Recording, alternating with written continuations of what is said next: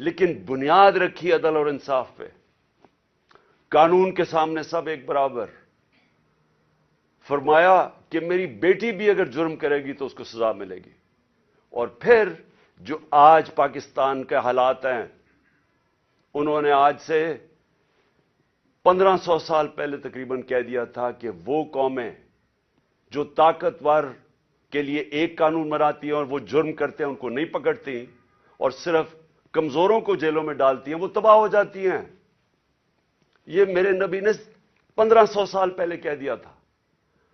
اور آج میں یہ جو آج میڈیا آپ کے سامنے آیا ہوں آپ کو یہ بتانے کے لیے کہ جس طرح ہم نماز میں کہتے ہیں نا کہ اللہ ان کے راستے پہ لگا جن کو نعمتیں بخشیں، ان کو نہیں جو تباہی کے راستے پہ نکل گئے.